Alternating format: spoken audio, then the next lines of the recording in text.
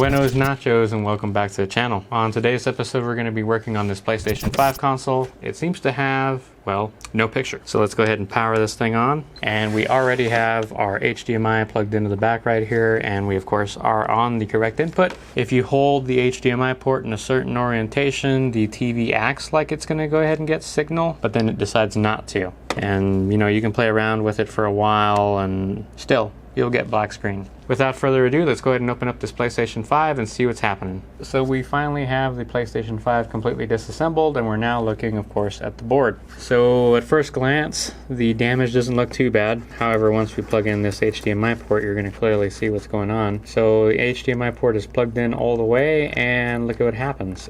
Every single last pin has been dislodged from the solder joints.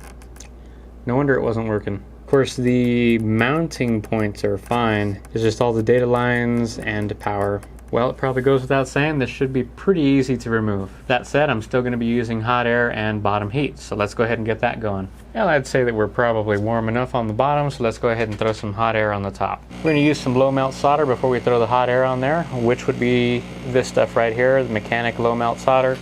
We're of course going to get our vacuum going, and we're going to apply a little bit of flux. Yeah, it was supposed to be a little, but make sure you have your vacuum going is all I can say. Alright, let's go ahead and get that low melt solder on here, and we're just going to apply it to the four corners. So in theory, make things a little bit easier for us to go ahead and desolder.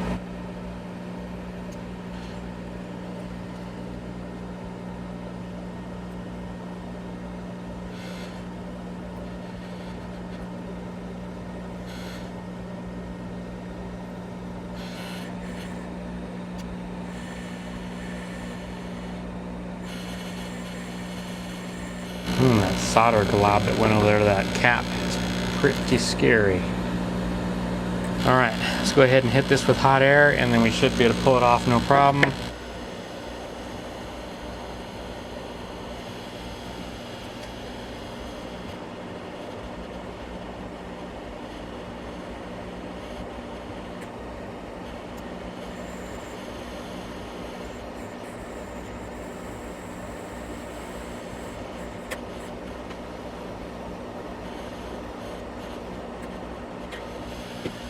Look at that ooze, the melting.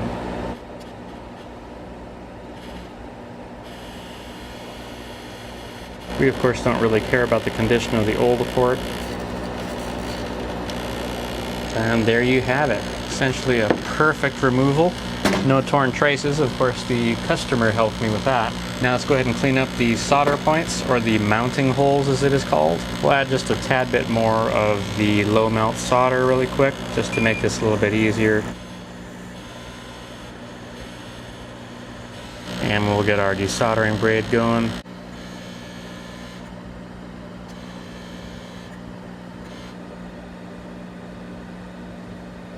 Keep tempting fate over there, don't we? So the first thing we're going to do is we're going to get this thing mounted perfectly. So I will be going back to 450, which we're already at, and we're of course still using our larger soldering iron tip. Right there should work. And we can move this out of the way temporarily.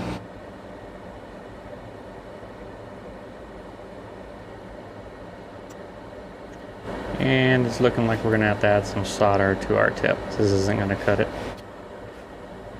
Alright, I think we'll add just a little bit more flux.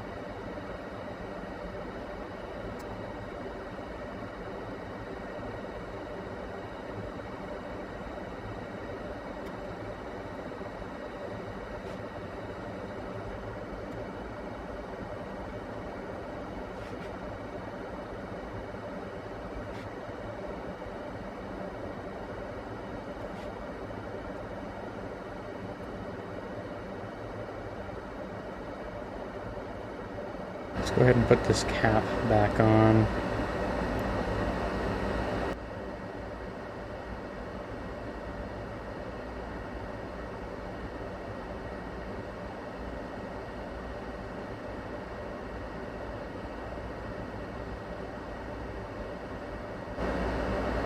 I will say that this soldering iron tip has seen some better days.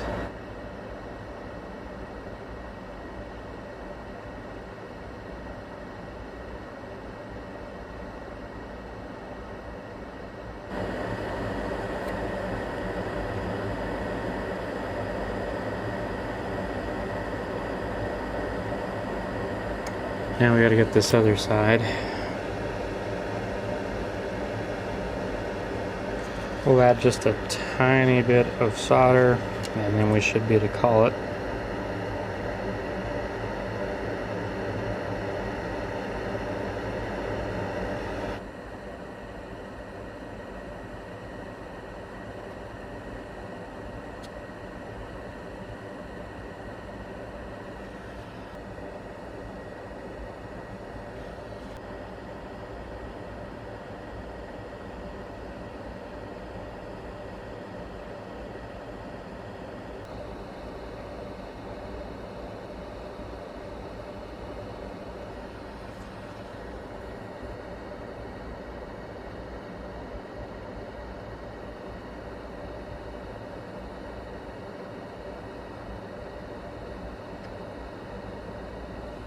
Now let's clean that up and see what it looks like. I think it's finally over. Let's go ahead and perform a continuity test on this and see how it does.